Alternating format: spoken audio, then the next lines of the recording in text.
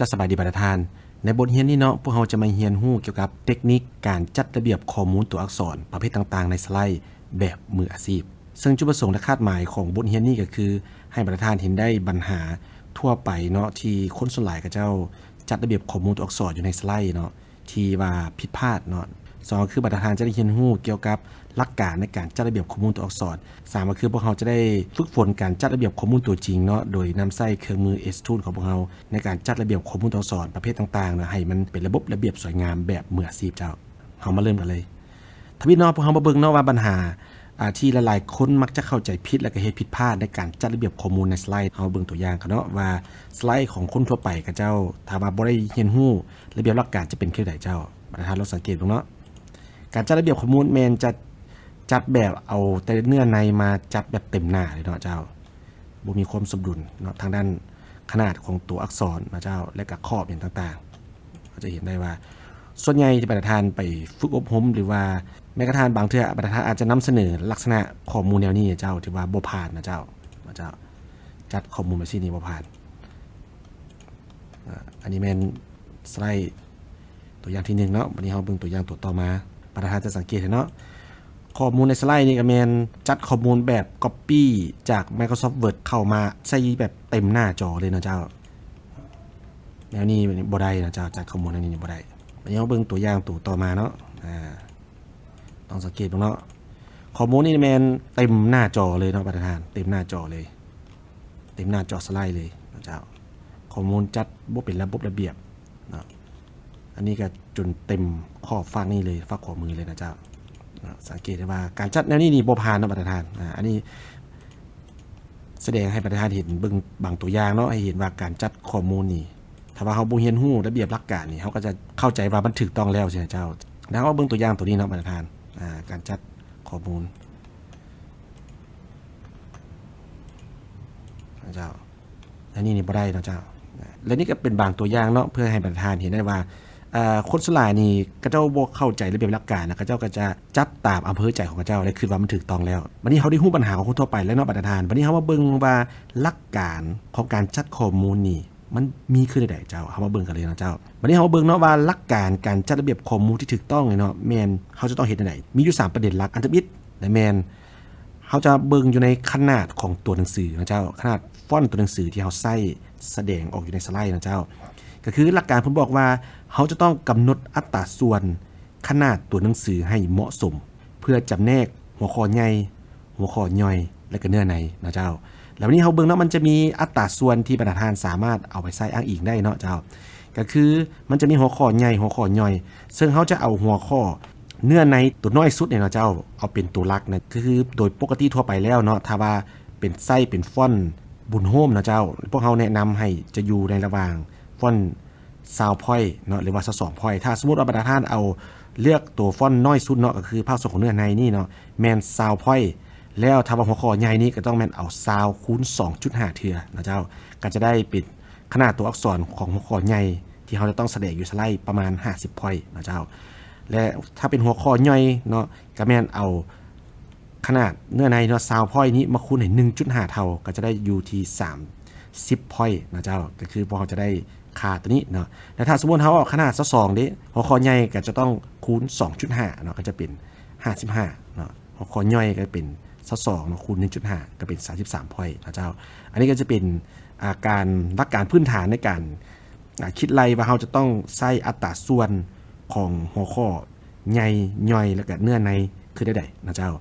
แต่ถึงอย่างไรก็ตามเนาะอัตราส่วนตัวนี้เนาะพวกเราก็ต้องได้เบิ่งตามตัวจริงตื้มเนาะโดยเฉพาะแม่นภาคส่วนของหัวข้อใหญ่และหัวข้อย่อยนะเจ้าบางทีอาจจะมีการลุดลื่นกันน้อยนึงนะเจ้าก็บ่ถือว่าเป็นอย่างนะเจ้าซึ่งหลักๆของพวกเราก็คือพวกเราต้องรับประกันว่าผู้ที่เบิ่งอยู่เบื้องหลังสุดของเฮาเนาะอยู่ห้องที่พวกเรานำเสนอนั่นเนาะจะต้องสามารถอ่านข้อมูลของพวกเราได้ถ้าสมมุติว่าเฮาใส่ตัวหนังสือน้อยโพดเนาะก็จะเฮ็ดให้คนทางหลังกับเจ้าเบิ่งบ่เห็นอันนี้แม่นหลักการที่1วันนี้ตัวต่อมาเนาะก็คือเขาจะเบิ่งอยู่ที่ระยะห่างนะเจ้าระยะห่างวันนี้เขาเบิ่งเนาะหลักการเพิ่นบอกว่าการจัดระเบียบตัวอักษรอยู่ในสไลด์เนาะเขาจะต้องรับประกันว่าให้มีระยะห่างระหว่างสั้นข้อมูลที่เหมาะสมเช่นว่าหัวข้อใหญ่ย่อยและก็เนื้อในต้องมีระยะห่างสั้นข้อมูลที่เหมาะสมบ่ให้จ้อกันบ่ให้ติดขอบสไลด์และก็บ่ให้ปนเปกัน อันนี้เป็นหลักการที่สำคัญเลยประธานวันนี้เขาเบิ่งตัวอย่างเนาะคือสมมติแนวนี้นี่เขาจะสังเกตเห็นว่าข้อมูลนี่เนาะเนื้อในในแมนตัวหนังสือที่เท่ากันเวลาที่มันเท่ากันแนวนี้เนาะเขาจะเฮ็ดให้ผู้เบิ่งนี่ยุ่งยากในการจำแนกว่าตัวใดเป็นหัวข้อตัวใดเป็นหัวข้อหลักหัวข้อย่อยมันข้อมูลฟอนต์มันซ้ำกันนี่ไม่เฮ็ดให้เฮาเบิ่งยากนะเจ้าวันนี้หลักการนี่คือว่าเขาจะต้องมีการจำแนกเนาะว่าหัวข้อใหญ่มันต้องเป็นฟอนต์นึงเนาะเจ้าก็คือในตัวอย่างเนาะเขาเปลี่ยนจากตัวนี้เนาะประธานเนาะเขาเปลี่ยนจากนิติกรรมเนาะให้มันเป็นฟอนต์ขนาดใหญ่แล้วก็เข้มเขาก็จะเฮ็ดให้คนผู้เบิ่งนี่จำแนกได้ง่ายหัวข้อมันเจ้าแล้วตัวต่อมาพักส่วนหัวข้อย่อยก็น้อยลงมาเนื้อในตัวละเอียดเนาะก็จะเป็นตัวน้อยลงมาอีกนะเจ้าแล้วบัดนี้หลักการตัวต่อมาคือเขาจะต้องได้มีช่องว่างของระหว่างสั้นข้อมูลนะเจ้าคือแนวนี้มันติดกันเนาะเฮ็ดให้จำแนกยากเขาจะต้องมามีระยะห่างคือแนวนี้นะเจ้าแต่ละสั้นข้อมูลต้องมีระยะห่างเพื่อเฮ็ดให้ผู้เบิ่งนี่เจ้าสามารถจำแนกได้เนาะว่าตัวใดมันเป็นหัวข้อใหญ่ย่อยแล้วก็หรือว่าเนื้อในนะเจ้าต่อมาประธานสังเกตเนาะถ้าสมมุติว่าเขาเพิ่ม4ฟอนต์เข้าไปเนาะเจ้าเพื่อว่าเขาอยากเน้นเข้าไปก็จะเฮ็ดให้หัวข้อมันนี่มีความโดดเด่นขึ้นมาอันนี้มันเป็นหลักการตัวที่2เนาะที่พวกเขาต้องกลับให้ได้บัดนี้เขาเบิ่งหลักการตัวสุดท้ายเนาะแม่นตำแหน่งวางนะเจ้าเขาเบิ่งเนาะว่าตำแหน่งวางข้อมูลนี่อยู่ในสไลด์เขาจะต้องเฮ็ดแนวใดหลักการก็คือว่าเพิ่นว่าเขาจะต้องจัดวางตำแหน่งของข้อมูลนี่ให้มีความโดดเด่นเนาะให้ความโดดเด่นสมดุลเบิ่งแล้วเข้าใจง่ายและสบายตาเราเบิ่งกันเนาะว่าหลักการนี้จะเฮ็ดได้เราลองเบิ่งตัวอย่างบรรดาน้องสังเกตเนาะในตัวอย่างตัวนี้เนาะข้อมูลนี่ถูกจัดสรรเนาะแบบที่ว่ามันยุ่งมันยากเนาะเจ้าแล้วแต่สิจัดแล้วนี่บ่ผ่านเราต้องจัดสรรข้อมูลให้มีความโดดเด่นมีความสมดุลเบิ่งแล้วมีความสมดุลระหว่างสัดส่วนฝั่งซ้ายกลางเนาะแล้วก็ขวามาเจ้าและเบิ่งง่ายเนาะเจ้าบรรดาจะสังเกตเนาะเบิ่งง่ายแล้วก็มีสัดส่วนของไผของเราเห็นบ่เจ้าอันนี้แม่นวิธีการจัดนะเจ้านั่นทั้งหมดก็คือหลักการเนาะเจ้าในการจัดระเบียบข้อมูลกับมี3ประเด็นหลักๆเนาะที่บรรดาต้องกำให้ได้เนาะเจ้าเวลาจัดข้อมูลวันนี้ขั้นตอนต่อมาเนาะพวกเขาจะมาเรียนรู้เนาะเกี่ยวกับปุ่มคำสั่งที่สำคัญที่ใช้ในการจัดระเบียบข้อมูลเนาะให้เป็นระบบหลักๆเนาะบรรดาพวกเขาจะมีอยู่ปุ่มที่เขาจะต้องใช้เรื่อยๆเนาะอยู่แป้นพิมพ์นี่จะมีอยู่3ปุ่มหลักเนาะเจ้าก็คือปุ่ม Shift นะเจ้าอยู่แป้นพิมพ์ Control เนาะแล้วก็ Alternate บัดนี้เฮาเบิ่งเนาะว่ามันมีการนำไส้คือไดเฮาเบิ่งเนาะทำอิฐนี่ Shift เนาะประธานเนาะอันนี้ก็ให้เฮ็ดไปนํกันเลยเนาะเจ้าก็คือกดปุ่ม Shift เนาะเจ้าแล้วเฮาเคลื่อนเมาส์ออกระหว่างซ้ายขวาเทิงลุ่มนะเจ้ามันจะเป็นมีการเปลี่ยนแปลงขึ้นนี่เนาะคือสมมุติประธานกด Shift ค้างไว้เนาะและถ้าสมมุติว่าประธานเอาเมาส์เนาะเลื่อนมาฝั่งซ้ายบ่เลื่อนมาฝั่งซ้ายหมายความว่าการเคลื่อนไหวจัดเรียงของมันก็คือมันจะเคลื่อนมาฝั่งซ้ายแบบสม่ำเสมอนะเจ้าสม่ำเสมอก็คือมันจะบ่ตกแถว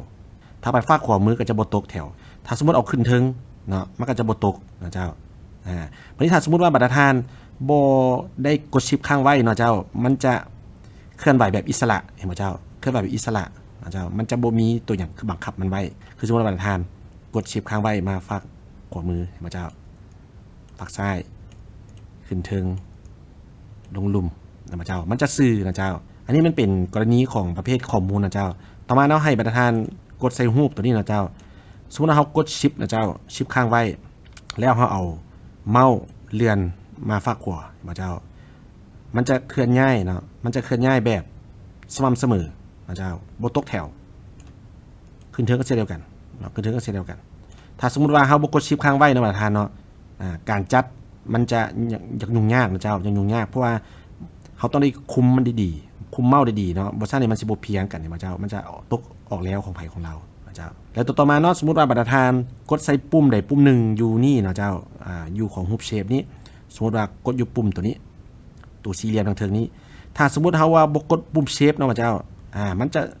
จะขยายแล้วนี่เจ้าเนาะมันจะขยายนี่มันจะบ่มีหยังครึ่งไว้แล้วบ่จะเสมอกันบรรทัดถ้าสมมุติกดชิปค้างไว้เนาะแล้วเฮามากดตัวนี้เห็นบ่เจ้ามันจะขยายไปแต่ฝ้าขวาเห็นบ่เจ้าขยายไปแต่ฝ้าขวาขยายแบบว่ามันมีคือมีหยังมันกำกับไว้เนาะบ่เจ้าถ้าว่าบ่กดชิปค้างไว้เนาะมันก็จะเป็นไปตามนี้เลยบ่เจ้าเจ้าแล้วนี่ก็จะประมาณนี้เนาะบรรทัดบรรทัดก็ลองฝึกเบิ่งเนาะเจ้าลองฝึกตามตัวนี้เพื่อให้ฮู้เนาะว่าชิปนี่มันจะเคลื่อนไหวแบบกดชิปค้างไว้เนาะมันจะซื่อกันเนาะเจ้าจะซื่อกัน บัดนี้เฮาเบิ่ง control เนาะเจ้าปุ่ม control ถ้าปุ่ม control เนาะถ้าสมมุติประธานกดใส่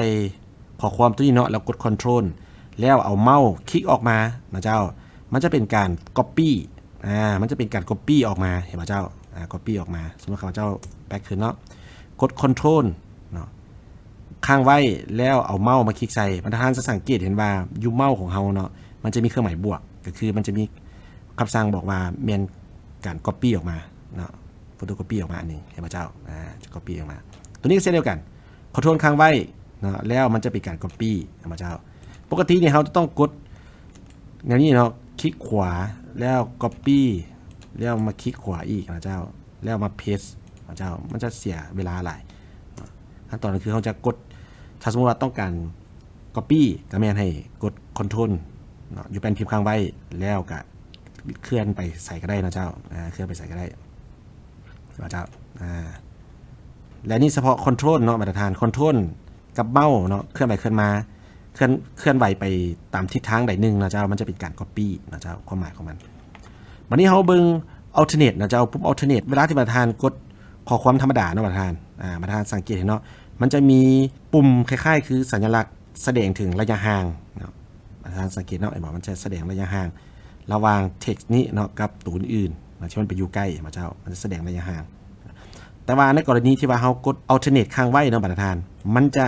บ่แสดงสัญลักษณ์ตัวนั้นออกมาเห็นบ่เจ้ามันจะบ่แสดงสัญลักษณ์ตัวนั้นออกมาถ้าเฮาปล่อยเนาะมันจะมีสัญลักษณ์เห็นบ่เจ้าถ้าว่ากดค้างไว้มันจะบ่มีสัญลักษณ์อย่างเลยสัญลักษณ์ค้างไว้เนาะแล้วก็เคลื่อนไหวไปมาเห็นบ่เจ้าอันนี้แม่นวิธีการใช้เนาะความหมายของแต่ละปุ่มเนาะเจ้าแบบนี้เฮามาเบิ่งในกรณีตัวต่อมาแม่นการกด control ค้างไว้กับ shift แล้วก็เคลื่อนเมาส์ไปมานะเจ้าลองสังเกตเนาะเฮากด control shift ค้างไว้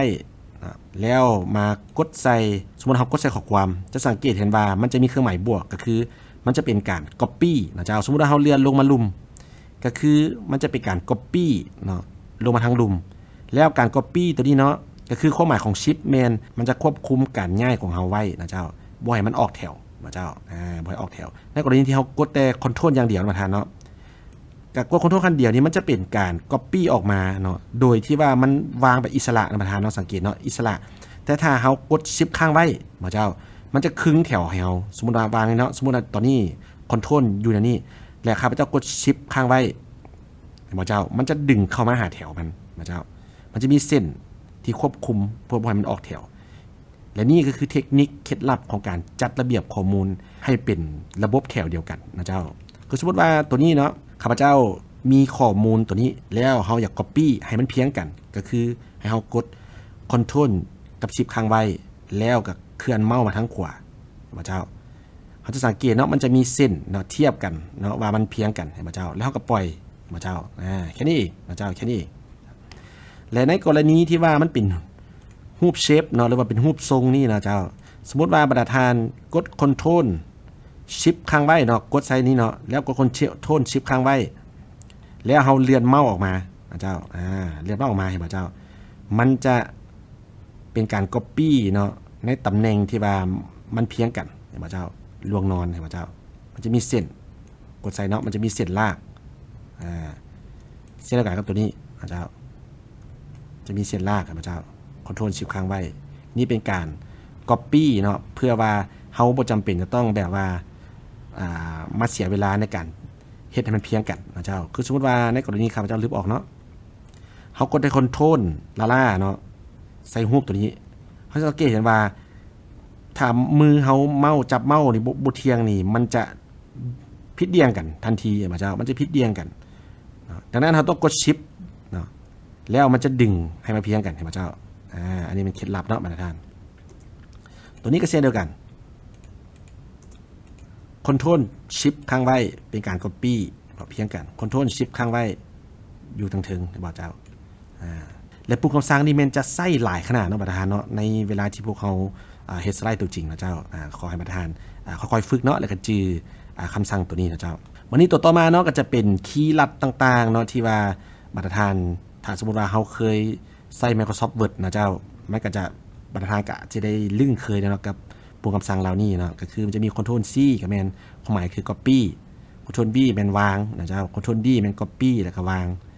Ctrl G แม่นให้เป็นกรุ๊ปเนาะ Ctrl A แม่นเลือกทั้งหมดนะเจ้า Ctrl Z แม่นย้อนกลับหลังคืน1ครั้ง Ctrl X เนาะและแม่นการคัดเนาะคัดออกนะเจ้า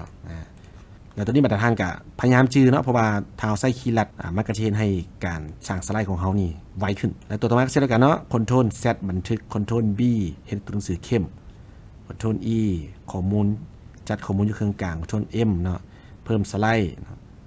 แล้วตัวนี้แมน print screen เนาะและแมนจะเป็นการถ่ายรูปหน้าจอนะเจ้าแล้ววันนี้ตัวต่อมาเนาะประธานพวกเราจะเริ่มเข้าสู่ภาคของบทฝึกหัดนะเจ้าภาคของบทฝึกหัดนี่เนาะก็คือข้าพเจ้าจะมาแนะนำประธานเนาะวิธีการจัดระเบียบข้อมูลโดยนำใช้เนาะปุ่มคำสั่งอยู่ทางเทิงนี่เนาะก็จะเป็นภาคส่วนของ Align นะเจ้าภาคส่วนของ Align อยู่ในเครื่องมือ S01 นะเจ้าแล้วอยู่ในบทฝึกหัดนี่เนาะก็คือจะมีโจทย์เนาะที่เฮ็ดสำเร็จแล้วเนาะก็คือตัวนี้โจทย์ที่เราต้องเฮ็ดนะเจ้าและตัวนี้ก็จะเป็นบทฝึกหัดเนาะที่ข้าพเจ้าจะมาสาธิตให้ประธานเบิ่งตัวจริงเนาะว่าวิธีการจัดนี่เป็นจังได๋นะเจ้าอันนี้แม่นเป้าหมายของเราต้องจัดแนวนี้และปัจจุบันนี้โจทย์เป็นแนวนี้นะเจ้าแต่จุดประสงค์ตัวนี้ก็เพื่อให้ประธานได้คุ้นเคยกับการนำใส่ปุ่มในการจัดข้อมูลต่างๆอยู่ในสไลด์นะเจ้าตัวนี้ถือว่าเป็นทักษะพื้นฐานเลยนะเจ้าทักษะพื้นฐานเลยและวันนี้วิธีเรียนก็คือข้าพเจ้าจะสาธิตวิธีการจัดข้อมูลในตัวอย่างจำนวนหนึ่งนะเจ้าตัวนี้จะเป็นตัวอย่างที่เป้าหมายของเราจะต้องจัดให้มันเป็นคือนี้แล้วจะมีโจทย์เนาะให้พวกเราแล้วเราจะมาอ้างอิงใส่ตัวนี้เพื่อจัดให้มันคือกันในเบื้องต้นคลิปวิดีโอนี้เนาะก็คือข้าพเจ้าจะมาสาธิตให้ประธานเรียนรู้ทั้งหมดเนาะทุกๆตัวอย่างนี่เนาะหลังจากนั้นประธานจะต้องได้ฝึกแอบในการจัดระเบียบข้อมูลทุกๆอย่างนี่เนาะขึ้นใหม่นะเจ้าขึ้นใหม่ก็คือมันจะมีไฟล์ที่บนเรียนตัวนี้แนบไปอยู่ใน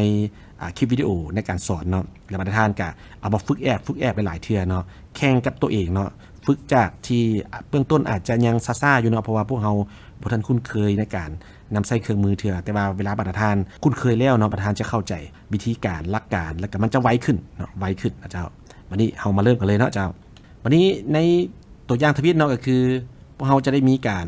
สมเทียบเนาะการจัดเรียงข้อมูลอยู่ในสไลด์นี้เนาะมันจะแบ่งออกเป็น2รูปแบบเนาะประธานลองสังเกตเนาะอยู่ในอะไลน์นี้แล้วอยู่ในปุ่มอะไลน์เนาะประธานลองสังเกตเนาะปุ่มคำสั่งตัวนี้มันจะมีหลายปุ่มอยู่ในที่นี่เนาะก่อนอื่นเนาะก่อนที่เราจะเริ่มจัดระเบียบข้อมูลอยู่ในสไลด์เนาะประธานเราต้องได้เอาไม้บรรทัดและก็เส้นใกล้เนี่ยออกมาก่อนเนาะซึ่งปกติเนาะมันจะบ่มีไม้บรรทัดตัวนี้เถื่อเนาะก็คือให้ประธานเขาวิวเนาะมันจะบ่มีไม้บรรทัดตัวนี้นะเจ้าหรือไม่ก็บ่ทันได้มีเส้นใกล้นะเจ้าก็คือเวลาที่พวกเขาบ่มีไม้บรรทัดและก็เส้นใกล้มันจะเฮ็ดให้พวกเรายุ่งยากในการจัดระเบียบข้อมูลในสไลด์เนาะเพราะว่าเราบ่ฮู้ว่าตัวใดมันจะออกเกินข้อมันอาจจะบ่เสมอกันบางเทื่อตัวนี้อาจจะเหลือน้อยตัวนี้อาจจะเหลือหลายไปสินะเจ้ามันจะสลับกันมันจะบ่สมดุลกันบ่ดุลเดียงและการที่พวกเราเอาไม้บรรทัดออกมาเนาะมันจะซอยเฮาในการกะระยะห่างเนาะระหว่างข้อมูลต่างๆนี่ได้ง่ายขึ้นนะเจ้าได้ง่ายขึ้นดังนั้นขั้นตอนวิธีเนาะให้ประธานเข้ามาวิวแล้วมาหมายติ๊กเอาตัวนี้เนาะไม้บรรทัดออกมานะเจ้าแล้วตัวต่อมาก็จะเป็นกรีดไลน์นะเจ้ากรีดไลน์มันก็จะเป็นปุ่มสี่เหลี่ยมเสมอกันอยู่ในนี้เนาะจะให้พวกเราจัดวางต่างๆนี่มันสะดวกขึ้นนะเจ้าแต่ว่าในตัวอย่างนี้พวกเราจะบ่ได้ใช้เนาะแล้วตัวต่อมาแม่นปุ่มใกล้นะเจ้าปุ่มใกล้เส้นตัวนี้นี่แม่นเป็นเส้นที่พวกเราต้องได้ใช้นะเจ้าซึ่งปกติแล้วเส้นตัวนี้เนาะก็คือมันจะบ่มีนะเจ้าเดี๋ยวเราต้องได้ติ๊กเอาแล้วมันจะออกมาแล้วปกติมันก็จะบ่มีเส้นตัวนี้นะเจ้าจะมีเส้นตัวนี้ประธานติ๊กออกเนาะมันก็จะมีแต่เส้นตัวนี้กับตัวนี้นะเจ้าและเส้นตัวนี้ประธานสามารถที่จะกดเลือกอยู่ใน S tool 1ได้นะเจ้ามันจะมีเส้นตัวนี้อันเดียวกันนะเจ้าประธานมากดเอาไม้บรรทัดอยู่นี้แล้วก็กดเข้าเส้นใกล้อยู่นี่เนาะ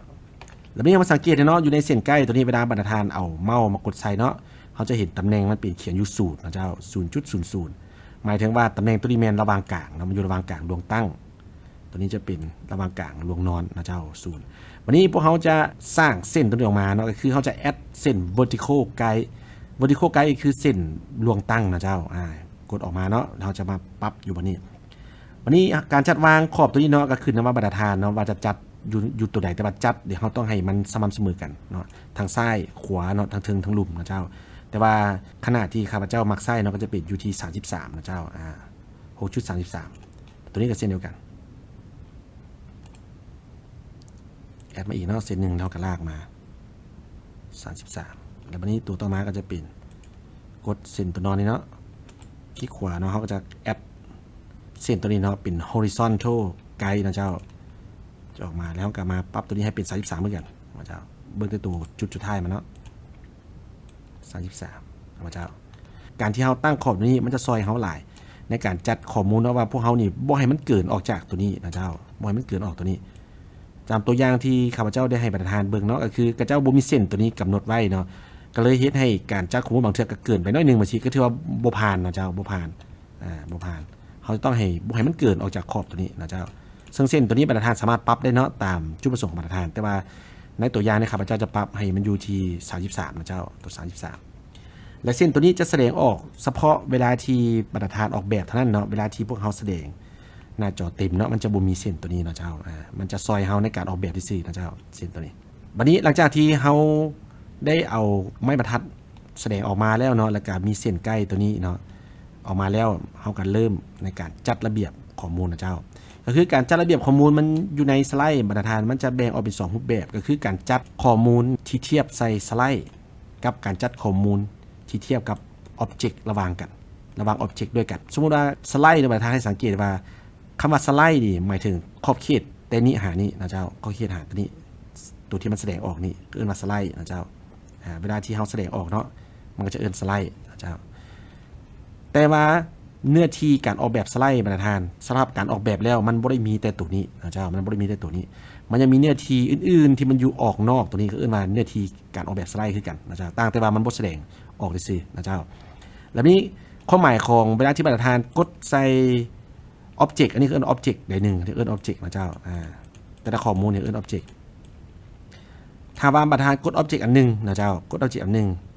มันจะออโต้ให้เฮาเนาะอยู่ปุ่มนี้เนาะว่าปิดสไลด์มันจะเทียบสไลด์ให้เฮาเลยเวลาที่พวกเฮากดใส่รูปสี่เหลี่ยมเป็นตัวนึงเนาะโปรแกรมมันจะออโต้ให้เฮาเลยในการเทียบใส่ object หมายความว่าเทียบระหว่าง2อันนี้นะเจ้าแต่ว่าเฮาก็สามารถเลือกที่จะเทียบกับสไลด์ได้เนาะเฮาก็เลือกเอานะเจ้าบัดนี้เฮาเบิ่งเนาะว่าการเทียบสไลด์เป็นจังได๋สมมุติว่าตัวนี้เฮาเวลาเฮากดรูปเดียวมันจะเทียบใส่สไลด์เฮาถ้าสมมุติเฮากดเสมอซ้ายก็คือมันจะเสมอฝากซ้ายเทียบใส่สไลด์ลองสังเกตบ่เนาะกดใส่บ่เจ้ามันจะมาติดขอบฝากซ้ายของสไลด์เห็นบ่สมมุติว่าเฮาเอามาอยู่กดตัวตรงเทิงก็คือท็อปนี่เนาะมันก็จะอยู่เทิงของสไลด์กดใส่บอททอมก็อยู่ทางลุ่มกดใส่ไรท์ก็มาฝากขวานี่เห็นบ่เจ้ากดใส่เซนเตอร์ก็อยู่ทางกลางนี่middle อยู่ทางกลางนี่และสมมุติว่าเฮาเอารูปสี่เหลี่ยมไว้ดีเนาะแล้วเฮามากดปุ่มตัวนี้นะเจ้ามันจะเป็นปุ่มที่ว่ามันจะจัดเป็น align object center แล้วก็ middle พร้อมกันเลยนะเจ้าพร้อมกันเลยก็คือปกติสมมุติว่ามาตรฐานอยากเอามาอยู่ระหว่างกลางนี่เนาะอยู่ระหว่างกลางอันนี้เฮาจะต้องกด center middle เห็นบ่เจ้าเฮาจะเสียเวลากด2เทื่อคือกันเนาะลองสังเกตเนาะ center middle เห็นบ่เจ้าแต่ว่าอยู่ในเครื่องมือ S0 ของเขาคือพวกเขามีปุ่มตัวนี้เจ้ามีปุ่มตัวนี้พวกเขากดเทื่อเดียวมันจะมาอยู่ระหว่างกลางเลยเห็นไหมเจ้าดังนั้นเวลาที่บรรทัดต้องการจัดระเบียบข้อมูลอันเดียวนี่เนาะให้มาอยู่ในระหว่างกลางบรรทัดเลือกกดใส่ตัวนี้เลยมันจะมีตัวหนังสือออกมาเนาะเป็น align object center and middle นะเจ้ากดใส่บัตรเดียวมาอยู่ระหว่างกลางเลยแล้ววันนี้สมมติว่าบรรทัดกดใส่2อันนี้เนาะมันจะเทียบให้เขาเป็น objectแต่ว่าบรรทัดกันยังสามารถกดเลือกแบบสไลด์ได้นะเจ้าก็คือถ้าสมมุติเขากดเลือกแบบสไลด์มันก็จะเข้าใจว่าเขาจะเทียบไซส์สไลด์ใหญ่ๆนี่สมมุติว่าเขากดให้มันเสมอฝากซ้ายมือเนาะเราสังเกตว่าผลลัพธ์ที่จะเป็นอะไรเห็นป่ะเจ้ามันจะมาเสมอฝากซ้ายทั้งลุมเห็นป่ะเจ้าทั้งเทิงทั้งขวานะเจ้าทั้งกลาง middle เห็นป่ะเจ้ามันจะเทียบกันนั่นมันจะเทียบไซส์สไลด์วันนี้ในกรณีที่เขากด2อันนี้เนาะถ้าเทียบไซส์ object มันจะเป็นยังไงนะเจ้าเทียบไซส์ object หมายถึงมันเทียบระยะห่างระหว่าง2ตัวนี้นะเจ้า2ตัวนี้สมมุติว่าข้าพเจ้าเปลี่ยนสีตัวนี้เนาะให้เป็นสีนี้มันจะเทียบระหว่างระยะห่างระหว่างตัวนี้สมมุติว่าเฮาเอาเป็น left นะเจ้าลองสังเกตเนาะ left มันจะต้องอิงใส่ตัวสีส้มนี่เป็นหลักนะเจ้าลองสังเกตเนาะเห็นบ่เจ้ามันจะเอาตัวสีส้มเป็นหลักและถ้าสมมุติว่าเฮาเอาเป็น right นะเจ้าก็คือมันจะเอาสีฟ้านี่เป็นหลักมันจะเทียบเนาะขอบเขตของ2 object นี่2รูปนี่ลองกดเนาะ right เห็นบ่เจ้าสมมุติว่าเอา bottom เนาะ bottom ก็คือทั้งลุม มันจะเอาตัวที่อยู่ลุมเนาะเทียบใส่2อันนี้เป็นหลักก็คือเฮาเทียบใส่เนาะ2ตัวนี้เนาะ2รูปนี้แม่นรูปสี่เหลี่ยมสีส้มนี้มันจะอยู่ลุมดังนั้นสีฟ้าจะต้องมาอยู่ลุมเห็นบ่เจ้าลองสังเกตเนาะมันจะเอาตัวสีส้มเป็นหลักเห็นบ่เจ้าและเส้นเดียวกันเนาะสมมุติว่าเฮาเอาท็อปก็คือตอนนี้มันเทียบระหว่าง2รูปนี่เนาะก็คือมันจะเอาสีฟ้านี่เป็นหลักเวลาถ้าสมมุติว่าสิเอาท็อปเห็นบ่เจ้าจะเป็นอย่างนั้น center middle นะเจ้ามันก็จะอยู่นี่เจ้าอันนี้แม่นความแตกต่างเนาะระหว่างเทียบกับสไลด์กับ object นะเจ้าวันนี้เราลองมาเบิ่งการนำไส้เทียบข้อมูลของเขาจัดแบบเป็น horizontal กับ vertical เนาะ horizontal ก็คือจะการปรับให้มันเสมอเนาะให้มันเพียงกันตามรวงนอนนะเจ้าเราสังเกตเนาะคือณตอนนี้พวกเขาปรับตัวนี้เนาะตัวนี้ยังบ่เพียงกันนะเจ้าตัวนี้บ่เพียงกันสมมุติว่าเขาจะให้เพียงกันเขาต้องใส่เป็น middle นะเจ้าแล้ววันนี้เขาสังเกตเนาะการปรับนี้สมมุติว่าเขาปรับให้มันสม่ำเสมอแบบสไลด์เนาะเขากดแบบสไลด์ก็คือมันจะเทียบมันจะจัดความสม่ำเสมอของ2 object นี่เนาะคือ2รูปนี้ให้มันเสมอเทียบกับสไลด์แล้วสังเกตเนาะว่าผลลัพธ์จะเป็นยังไงเห็นป่ะเจ้ามันจะเทียบให้มันเสมอกันระหว่างสไลด์นะเจ้าเทียบใส่กับสไลด์วันนี้ในกรณีเขามาเทียบใส่ object เนาะสมมุติว่าเขามากดใส่2รูปเนาะเขาจะสังเกตว่าถ้าว่าเลือกระหว่าง2อันนี้เนาะมันจะบ่สามารถที่จะจัดแบบเป็น horizontal ได้เพราะ horizontal นี่มันจะเริ่มจาก3อันธรรมดาเนาะต้องมี3 object มันจะสามารถที่จะจัดได้นะเจ้า3 object เดี๋ยวนี้เขามีแต่2 object สินะเจ้าวันนี้เราลองมาสังเกตเนาะถ้าสมมุติเขาเอามา3 object คืออันนี้เขาจะสังเกตเห็นว่าค่าตัวนี้จะแสดงขึ้นมานะเจ้าวันนี้เราลองเบิ่งเนาะว่าถ้าสมมุติเราเทียบใส่ object แล้วถ้าว่าเอาไปตามรวงนอนผลมันจะเป็นจังได๋เห็นบ่เจ้าคือสมมุติเนี่ยอันนี้เนาะเป็นประธานจะเห็นแจ้งเนาะการเทียบ horizontal ตัวนี้ก็คือมันจะเทียบอยู่3 object ตัวนี้มันจะเอาแต่ระหว่างนี้หาระหว่างนี้นะเจ้าเป็นจุดใจกลางเราลองสังเกตเนาะว่ามันจะมีการจัดได้เลยเราลองมาเลือกใส่ตัวนี้เห็นป่ะเจ้ามันจะเลือกอยู่บนกลางนี่เจ้าต่อมาเนาะพวกเราจะมาเบิ่งการจัดแบบ vertical เนาะเจ้า vertical แม่นลวงตั้งเนาะเราจะเบิ่ง3อันนี้เนาะเจ้าสมมุติว่าเราเอา3อันนี้ความสูงเนาะประมาณนี้เจ้าเราจะเลือก3อย่างนี่เนาะเจ้า3 object นี่แล้วเราจะมาปรับ vertical ก็คือมันจะเทียบระหว่างตัวทั้งเทิงกับตัวทั้งรูปนี่เนาะจะเทียบกันระยะห่างระหว่างนี้นะเจ้าลองสังเกตเนาะเห็นป่ะเจ้ามันจะปรับให้อีกอันนี้แม่นทาง vertical วันนี้ถ้าสมมุติว่าเราปรับเป็น horizontal ก็คือมันจะปรับลวงนอนไปเนี่ยเจ้าเห็นบ่เมื่อกี้มันเป็นลวงตั้งแล้ววันนี้ก็เป็นลวงนอนวันนี้สมมุติว่าเราอยากให้ทั้ง3 object นี่เนาะ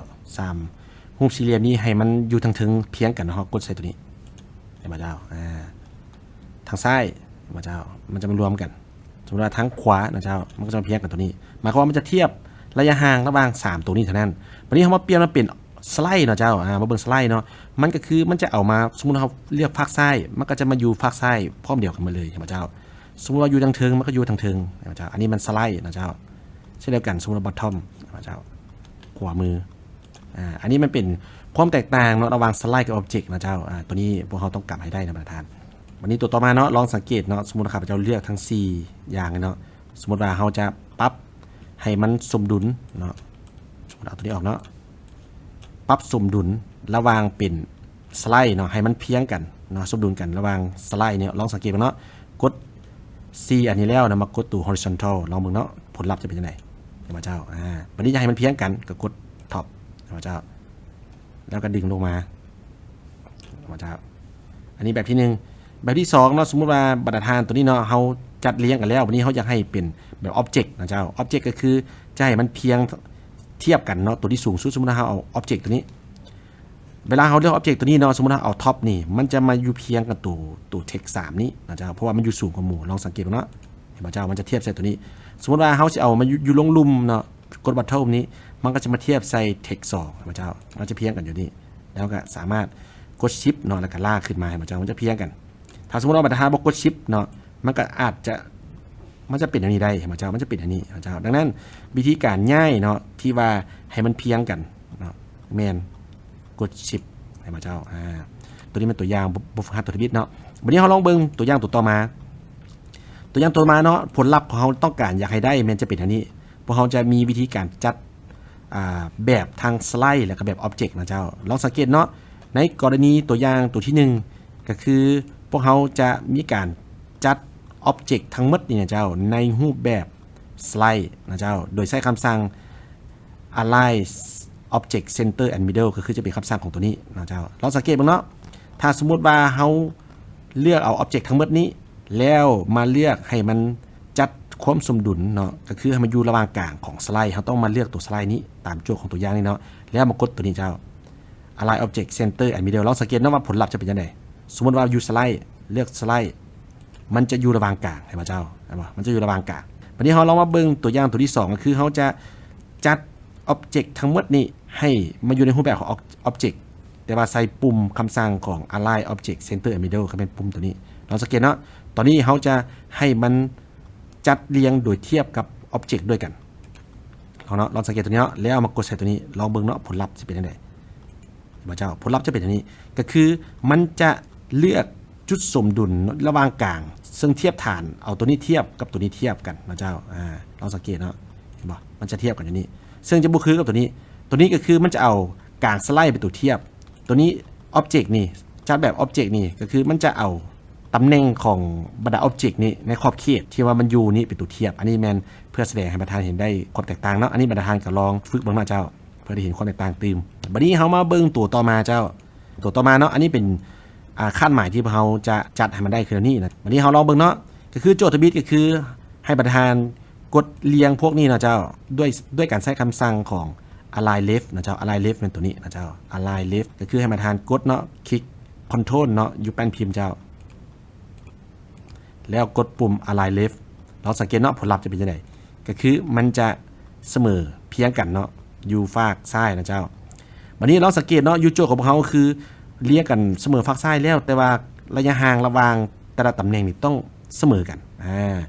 เสมอกันก็คือเขาจะต้องเลือกทั้งหมดนี่เนาะแล้วมาให้มันกดปุ่มตัว vertical เนาะ align vertical นี้เพื่อให้มันสมดุลระหว่างกันเนาะโดยเทียบใส่ตูดทั้งเทิงสุดกับตูดทั้งลุมสุดนะเจ้าลองสังเกตเนาะเขากดตัวนี้ปุ๊บเห็นป่ะมันจะเพียงกันเห็นป่ะเจ้าจะเพียงกันสม่ำเสมอกันตัวต่อมาเนาะพวกเราจะมาจัดเรียงแบบ align ไร่นะเจ้าถ้ามาตรฐานบ่อยากกดเทละอันไปสินะเจ้ามาตรฐานสามารถกวดเมาส์ได้เนาะสมมติเอาเมาส์นี้กวดใส่นี้ก็ได้คือกันนะเจ้าเพราะว่าถ้ามาตรฐานลงกดและเลื่อนไปน้อยนึงมันจะเป็นการ copy โลดนะเจ้าเลื่อนน้อยนึงมันเป็นการ copy โลดนะเจ้าจะเป็นแค่นั้นเจ้าวันนี้เราจะเลือกทั้งหมดนี่นะเจ้าเลือกทั้งหมดนี้และตามคำสั่งเนาะ align right นะเจ้าก็จะเป็นตัวนี้มาเจ้าแล้วเขาก็จะดึงกลับมาเนาะดึงกลับมาแล้วเขาจะเรียกให้มันสม่ำเสมอกันเนาะก็คือเขาจะมาจัดเป็น vertical นะเจ้าจะเพียงกันวันนี้ center นะเจ้า center นี่ก็ให้เลือกทั้งหมดแล้วกับกดใส่ center ตัวนี้ว่าจะมันจะเพียงกันแล้วก็มากดตัว vertical จะเพียงกันวันนี้ bottom เนาะก็คือบรรทานกด2นี่เนาะเขามาเลือกใส่เป็น bottom ก็คือตัวทั้งรูปนี้มันจะจัดเรียงระหว่าง2อันนี้เทียบใส่กันนะเจ้าตัวท็อปเนาะมันก็จะเทียบใส่ตัวนี้ตัวสูงกว่าหมู่นะเจ้า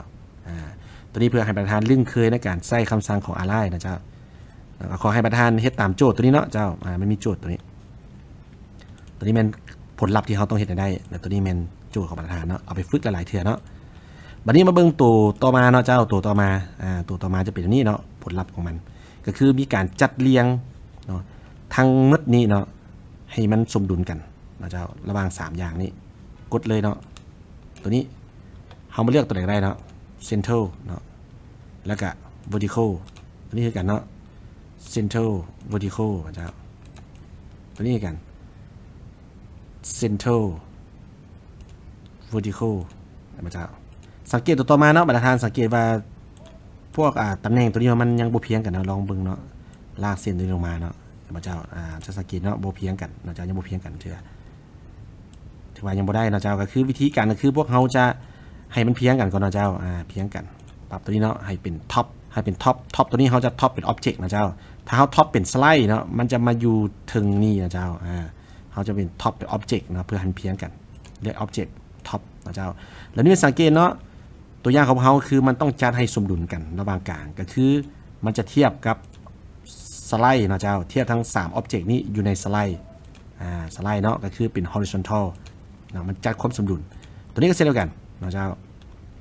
เขาสามารถเอาพวกนี้เนาะมาอยู่ตัวนี้เขาจะเทียบ object ตัวนี้เนาะเป็น object นะเจ้า object แล้วมาเป็น right นะเจ้ามันเพียงกันตัวนี้ right เนาะเพราะว่าเขาจะเทียบใส่กับตัวนี้นะเจ้าตัวนี้จะเป็น left นะเจ้าแล้วต่อมาเนาะพวกเขาก็มาจัดเรียงเนาะเลือกตัวนี้นะเจ้าแล้วก็มากดตัว vertical ตื้มเนาะเพื่อให้มันสมดุลกันนะเจ้ามองนี่ถือว่าสำเร็จนะเจ้าในการจัดนะเจ้าก็จะคือกัน